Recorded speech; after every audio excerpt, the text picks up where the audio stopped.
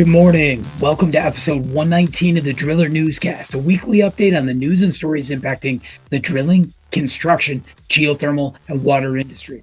I'm your host, Brock Yorty, and this is our special Jubilee edition. Our feature this week is going to be with Jim McLean, the president of the Jubilee, past president of Georgia, also driller historian. It's going to be really great to catch up with Jim.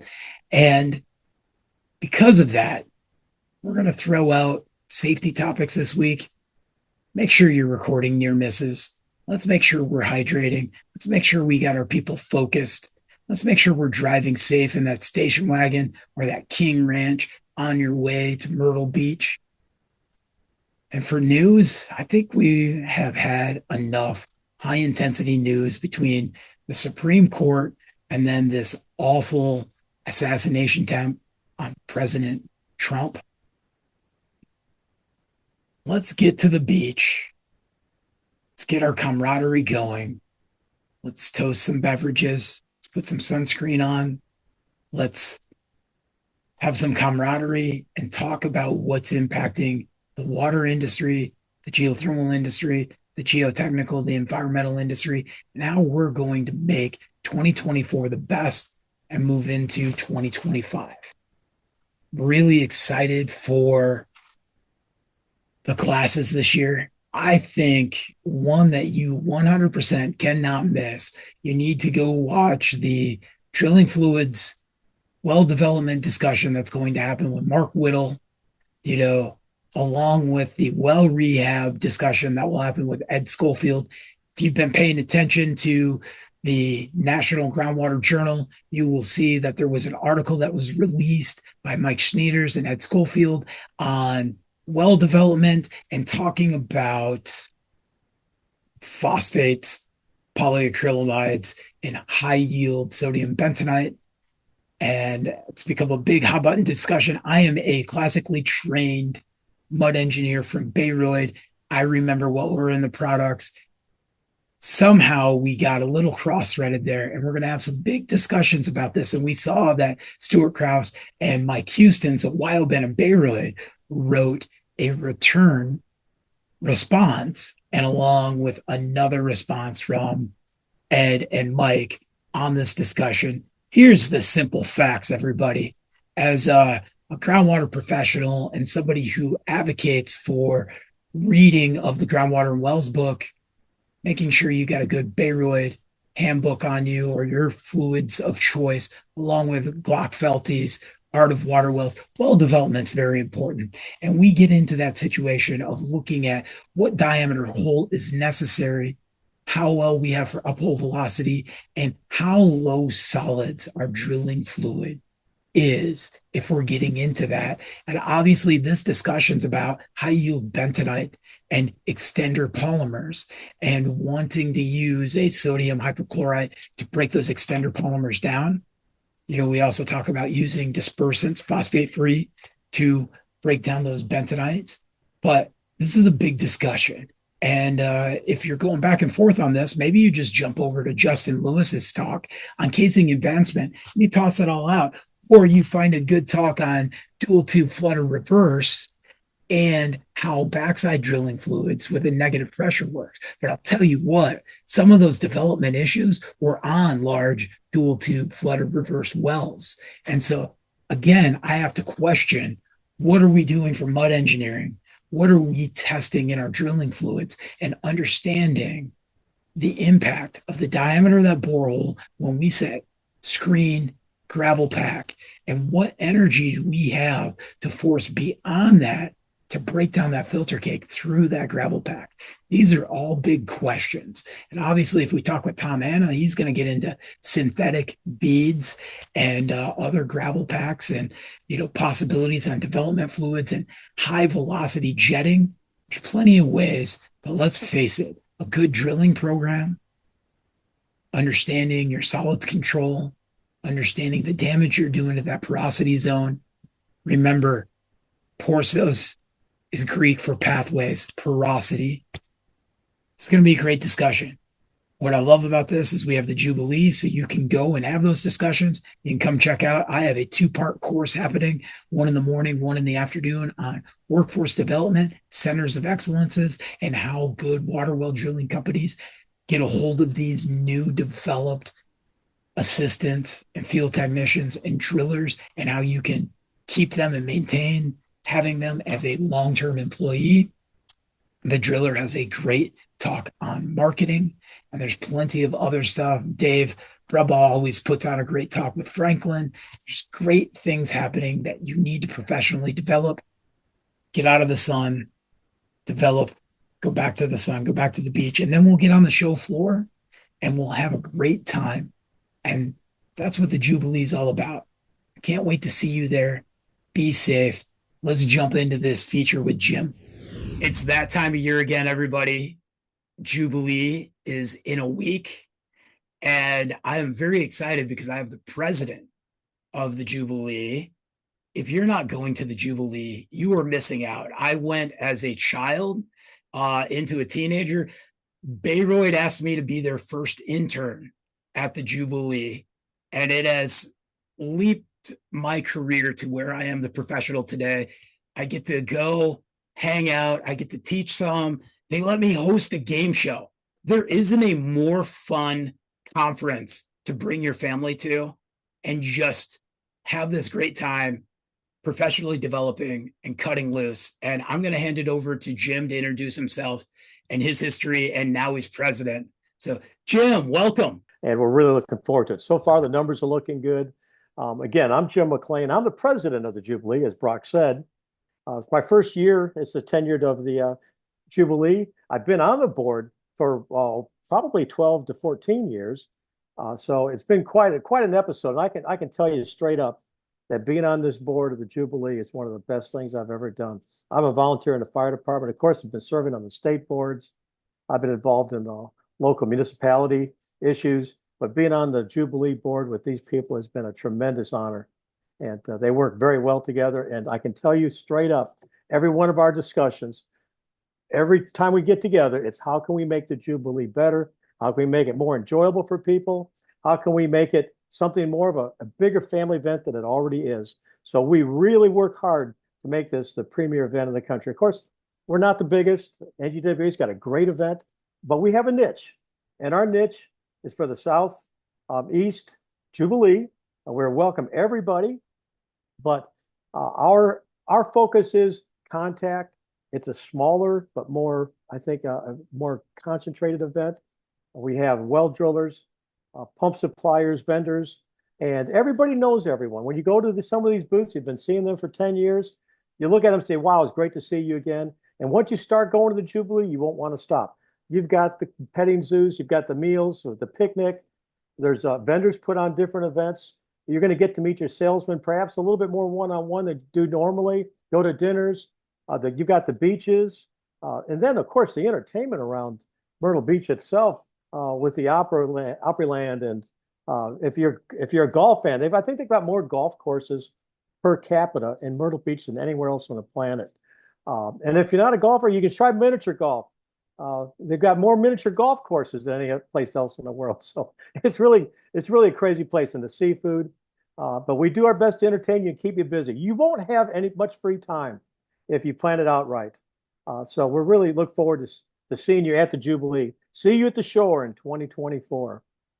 You know, you say you're not as big of a show. I think it's very important that we, going into the end of July, beginning of August, all of the things that are happening throughout the country with water, with the drought, extreme weather, there's plenty of pieces that we all need to have on our mind. And bringing the drilling community together and our manufacturers and our pump setters, our geotechnical drillers. You have great geotechnical and environmental drillers that show up. There's lots of rigs on the floor. I think it's a great time to get us thinking about that. So as we hit December, because let's face it, we go to NGWA, we talk about some big hot button topics, and then we shut down for the end of the year, and we enjoy our families and stuff. I think the Jubilee is a big primer to us thinking about mid-year what's happening in our industry and what we should be proactive with. Well, of course, The Jubilee is an extension of the state associations. All the members represent their individual states that are in the Jubilee Association. Most of the lobbying goes on at the state level. Most of the political awareness goes on at the state level. But as a group, and we all know from politics, the bigger your group is, the more power you've got. And if we can show the stakeholders that we've got a group of people that come to the Jubilee and keep this organization strong and worthwhile, I've cautioned people, it's no secret that the Jubilee went through a period of time when it was in jeopardy, frankly. Thanks to the wonderful management, the support, the sponsorships, we've recovered. Thinking about all of the states that come together, how is it sitting on a board with, multiple states? What state do you represent at the Jubilee? I represent the state of Georgia. And as you can tell, I'm not from Georgia. I'm actually from the Chicago area, Illinois, but I've been in Savannah for 46 years. And I'm not from Savannah, but my children are. So I guess they let me stay. I try to, I understand the culture differences between the North and the South. And I appreciate the differences. Yeah, it's stocking caps to cowboy hats. That's about it. Well, this time of year, they complain about the cold up north, but it's the heat down here. It's the same parameters. It's hard to do anything outside in the summer. It's hard to do anything in the winter. I've grown to appreciate both seasons. But I've really enjoyed my time in Georgia. The state association, I was president there. I was on the board there for just as many years, 7 or 8 years. And the state associations keep the Jubilee strong and active. And we really encourage each state to keep their members on the board. We just recently had the return of Florida members to the board. They've been a member of the board for forever, but the last few years they haven't had a representation on the board. So we just got a new member there, and that's absolutely fantastic. We welcome the Florida people back to help us out. But the Georgia Association is under great new management also, and I'm going to use the word over and over again, but I'm so proud to represent Georgia and the Jubilee as president. My father-in-law was a driller. That's where I learned to drill. He was a geologist, and that's why I say I learned to drill water wells from a geologist, not from a well driller. My wife's grandfather was a well driller up in Illinois, and his kids worked on the rig. So I come from a family of well drilling in-laws. Not myself. My dad was a U.S. steel worker. So up in Illinois. So we're accustomed to hard work. I'm accustomed to the well drilling in the family. But the people that on my wife's side of the family, unfortunately, they've all passed now, my wife's grandfather and father, but they would be so proud to know that I was leading this great organization because they were always part of it. And I think the first time I knew anything about the Jubilee, my father-in-law actually took my youngest son to the Jubilee, and he came back with all these interesting pamphlets, and there was a race car there, and that's all he talked about for 2 weeks was the Jubilee. And I said, oh, I need to find out more about this. So I went the following year, and it was fantastic. I mean, the drill rigs and the exposure and it was just a magnificent sight. And I'd never seen that much equipment together in one site. So I was impressed by that point and sold. So when I had a chance to get onto the Jubilee board for my state, even though I acted like I might have been reluctant because I'm so busy, I was appointed on the board, and it's been an absolutely wonderful experience. And I encourage everybody, if you've never been to the Jubilee, people say this, you don't know what you're missing. It's such a chance to get together, and it's almost like a family reunion. When I've gone around and interviewed people at the Jubilee for the Jubilee video, and Brock, these people have been coming here for 30, 40, 50 years. And it's like they get together. From granddaughters to grandmothers are all there in one place, and it's a family reunion. They get their condos, they have their family, they go to the same place to eat every year. It's a tradition.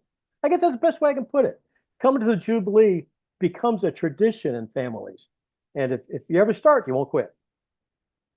I couldn't agree more. And it is important. And I have to pause for a second and give you a shout out to the Georgia Association. We talk about catalysts and insight and getting organized and doing things at a state level. And you all, with Tucker's help, passed a law that allowed for anybody that has a property larger than 1 acre could have a private water well. And then you brought that discussion with Jesse Richardson to the Jubilee, and suddenly, North and South Carolina and other folks are talking about it. And everybody's going, wait, this is possible. We can fight the big municipalities. So, yes, we're a family show, and I've been going since I was a little kid, but you're also doing some big nationwide things that sometimes we lose out on in December. We have a state constitution that gives you right to the minerals under your property, and water is considered one of those property rights. And we've had a Superior Court judge tell on the community straight out, you can regulate it, you can control it for health-wise. What you cannot do is regulate it to the point that you can't do it because you want to make money off your water. So you have the right to that water under your property, state constitution, and they can't take it without making you whole again. So that was a big deal. Then when Tucker came on and got this law passed, and might I add, unanimously in both the House and the Senate, and the governor said, how many laws get passed unanimously? And when we went to some of these House representatives, Brock, it was like, what do you mean? I don't have the right to the water? Because a lot of the state legislators are farmers and homeowners, and they were shocked that there wasn't that universal acceptance that you had the right to water under your property. So when Tucker brought it up to everything, he said, oh, there's no way. Well, unanimously, both Republicans and Democrats support the idea of private property rights and the right of you to access your water. Doesn't mean it's unfettered. As we can state over and over again, water drillers have more reason than anyone to want to protect the quality and health of our water and a community. Anybody who thinks that a water driller is going to go out and put an unsafe, unhealthy, at-risk well doesn't know this community at all. They don't know the classes we go to and the lengths we go to stay abreast of whatever means it takes to make sure you have a clean water supply. So we are stewards of the water supply, and we want to maintain that. Let's face it, Brock, without a clean water supply, we'll never be able to drill another well again. So nobody's going to drill a well in a contaminated field. So we want to protect that water so that we can continue our business and our kids and grandchildren have a business in the future. So that law was passed unanimously. We're very proud of it. You're right.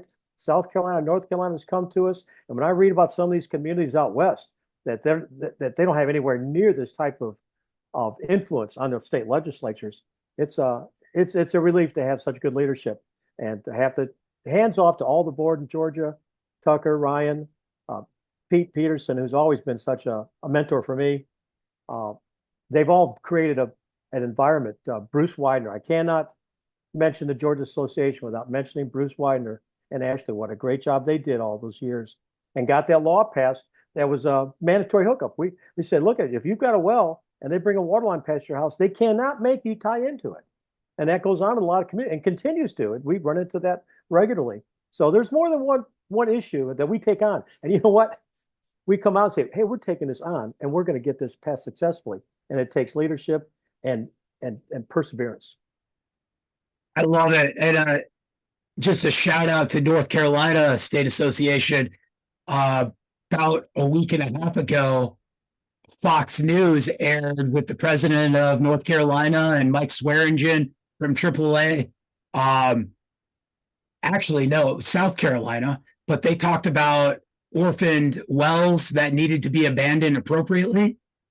And it was, again, I just love the fact of how active the Jubilee states are at protecting groundwater and advocating for what's right. I think the member states of the Jubilee represent the strongest water rights advocacy in the country. I don't think there's any doubt that anybody else even comes close to that. As far as the general area, we take it very seriously. It's easier, it's easier to keep something you've got than to take something back that's been taken from you. And that's been our maintaining the riparian rights that we have for our water supply in the South, or basically east of the Mississippi. As Jesse Richardson so often points out, riparian rights that we have. we have fought hard to protect those rights. And it takes, sometimes it's just one person, 6 people, 10 people. Uh, it's not always that we need big groups, but man, it still takes those small groups of people that are willing to do the important jobs. Our problem and our goal is to get more people involved. We have 300 licensed contractors in the state of Georgia. We have 10 people on our board representing those people. We need those 300 people to become more involved in their local politics, at the state level politics, and that becomes a national politics. And a lot of people are afraid of being in the public or exposing themselves. Like you said, we were saying before, well drillers can be a very secretive society and kind of protect their backyard as much as possible. We're not looking for state secrets here. We're just looking for people that will become more involved and watch out for the state and local level. You'd be surprised what some local communities think they can do with water that the state said they can't. And I deal with that in Savannah here, where I'm based in Savannah. In Savannah, I got told one time by a city commissioner that, oh, well, no, city of Savannah passed a law several years ago that we own all the water in Savannah. I said, well, you can pass unconstitutional laws, but it doesn't make it a law. I said, you don't want to fight that in court because you're going to lose, and other communities have already lost. So they've never pushed that any further than, oh well, I guess we don't know what we're going to do then. So it takes levels of commitment from other people, but please, if you're out there and you're thinking about getting involved in your state association as a director board, any of the states, please do so. We need all the help we can get, and you never know what kind of value. You don't have to be a great public speaker, but maybe you're a great thinker of legislatures, and maybe you know your state legislator really well on first name basis. If you know your local representative, your state legislator on a first name basis, oh man, do we need you? Those are the kind of things that we need, and to keep in touch with those people, because a handshake and talking to somebody personally has more impact than 1,000 form letters sent to complain about something. So that face-to-face and name-to-name contact is really important. And you know that. Which is what built our industry, that face-to-face, that handshake. And you, on top of all the things you're doing, are also out there documenting history and talking about our legacy, because it's important. I mean, it's very cool. I've followed it. I've done a little bit all the way back to 3000 BC with the Egyptians, and some of the chlorine we still don't understand how they've done it. And so, can you talk a little bit about your journey there and how you got started? And absolutely. And I'm at this point, I'll introduce my friend and cohort, Eddie Ron. He helped me with this endeavor. I met Eddie through a helper that I had hired, and he offered to help me with my website. And he tried to bring me into the 21st century also, because I think I'm a caveman. Answer machines are about my limit of technical capability. Internet and all that is beyond my scope. So Eddie came along and talking with him, he says, Jim, I said, all this stuff was brand new to him. And it was like a kid opening up a present at Christmas. It's like the whole water industry and what I was doing as an individual, trying to encourage people to become more aware of the history of their profession. And so he said, why don't we make a documentary? I'm like, what? I have no idea where even to start. Well, he kind of put together a little 5-minute presentation to me. He said, what do you think of this? I'm like, wow, let's go. And it just grew from there. The first chapter, Wells of the Bible. Of course, as we said, the first written history of the Bible. But we did it in a production level that would keep your interest. 15, 20-second blurbs. Nobody wants to listen to a 10-minute recital from Walter Cronkite. Hey, let's make this as interesting as possible. And he created the voice. All the voiceovers are his. I mean, he electronically changed his voice, and he's the Sumerian woman. He's the voice of Jesus. He's Abimelech. I mean, he does all these voices. It's really cool. He does electronically. So when we started putting them together, the whole idea of the Wells of the Bible was that the first history was in the Bible. And we wanted to talk to people about how long and how important water is, that the most important book in history was by a water well driller, Isaac and Abraham. Isaac being the son of Abraham. They both were water well drillers. And what gave them their power, really, let's face it, if you take away somebody's water, you make them your servant. They're gonna look for water, and if you control the water, you've got control of that the group of individuals. So they used water. Water was used as a weapon, almost like today. And the Middle East is still going to be going on today. There was a well plugged a couple of months ago, and near Israel, and it was done primarily to get people out of the area, make them go somewhere else. So they plugged the well. So it goes on today. Not much has changed in 3,000 years. But after the wells of the Bible, and that was pretty well received. Now, keep in mind, we did this as an educational endeavor. I wanted people to understand their industry and history and use it, continuing education classes or professional development classes that we say now. And everyone wanted something different, and as much as we appreciate everybody that comes and gives the classes, I think it's a little variety and a little bit of, we're all visual people. So give them something a little bit different to look at. So the first chapter turned out really great. And I think I had to actually convince the Georgia Association to use it because they thought it was going to be a commercial for my company. And it wasn't. It was a great endeavor, and everybody loved it. So let's go on to the next chapter, Wells of Savannah. We looked at some of the historic springs and water wells and how Savannah was developed around water. And the next chapter is kind of I thought this was our best one, was the wells of the Florida Aquifer. And there we go into the water wars that are going on today between Georgia and Florida, South Carolina. And if you haven't watched that one, it goes into the process of our Supreme Court rulings that basically Georgia won the case against Florida, but with such a caveat that it was a cloudy win. Doesn't mean that we've got the right to go out and exploit the resource to our heart's content. They recognize that Florida has concerns. They just didn't present their case well enough in the eyes of the Supreme Court. But the last chapter that we've done is called Wells of Myth and Legend. And Brock, that one was a lot of fun. And that was the one that I guess I probably had about as much input that philosophically as any of the others, because I had this idea about, man, we hear so many things about water and the mystic water and the power of water. And chapter 4, we talk about the fountains of youth, the magic water, the healing water springs, things of that nature. So yes, it's an educational process. It's being used all the way up to Ohio in class. I've got requests. Hey, how do we do this? And the other question people always ask me is, well, how much money are you making with this? Not a dime. Okay. Unfortunately, it'd be nice if we could, but it's for educational purposes, and I want everybody to enjoy and learn. We also use it for church groups and civic groups.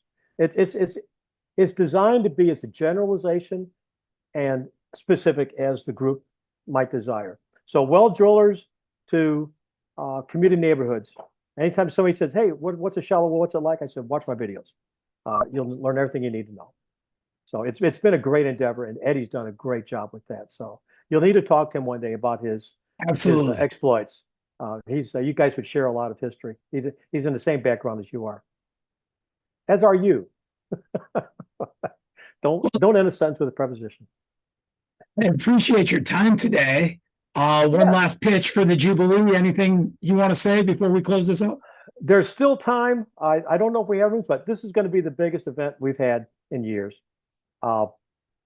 If you've gone your first time or your last time, come see us.